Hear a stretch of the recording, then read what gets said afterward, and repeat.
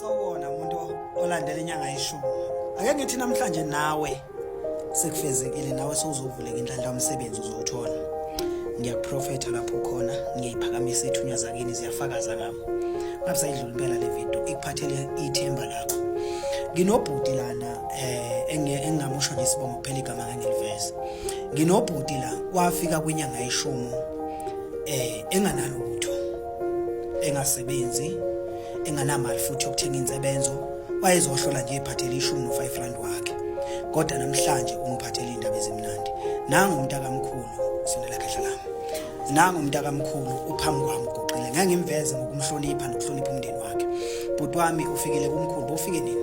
Ngifike before good, ngingafika la kumkhulu ngizokhala kumkhulu ngizobheka into zami. Wabona umkhulu ukuthi hayi indoda engizokusiza ngoba ngiyabona ukuthi awunalo ukuthi awusebenzi.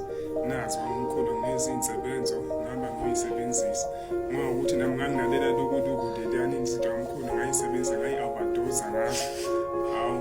Ngihamba ngifonela ngeyi-27 lenyanga lesiphuma kuyo ngangizeze ekhaya bangibuza indoda ayiphuma emsebenzini uzoqala ngabatsho ukuthi hayi imali akunayo bathi hayi akushaya i-8 usukuyini ngizokwenza i-interview nayo i-interview leyo angabe ngisayenza because bangifuna nje i-ID bangifuna i-tax number ama-details asebhenki kwathiwa hayi ngolesithathu ngifika ngabhalisa nama-avarol kwathiwa ngolesithathu ngibe emsebenzini engizosebenza Ukusempeleni kusasa uyoqala ngiyoqala nje emsebenzini. uNkulunkulu emkosisi umfowethu ngiyabongela kakhulu ukuthi imali yokuqala ukukhumbula ekhaya wazi simaphuma kusona. Ngikufisela ukuthi mfo wami engathi ekhaya ungalivusa ngoba khona uzwakini ukhule bhuti wami, uNkulunkulu ekugcine uthathe wenze zonke izinto.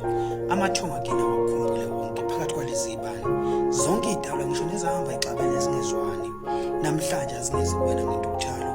Ngithi bhuti wami ngiyakubongela, ngithembisa ngomuntu osekhaya ukuthi ikahle kahle inyanga yeshumi iyakwazi ukusiza noma ungenalutho nongenamali akuvaliwe la, akubhaliwe abantu ukuthi kuyongena abanemali la. Nosekhaya ungenamali sondela kumkhulu, ungabe uzonikelela umsebenzi, kungabe uzokhuluma nami.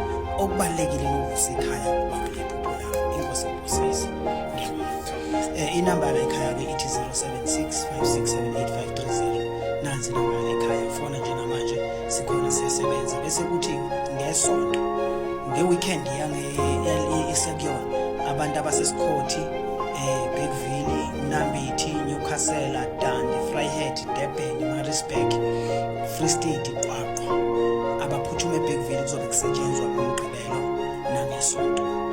Akunomgqibelo nangesonto kodwa ngomgqibelo kuzoqalwa ngo1 kusebenza ngoba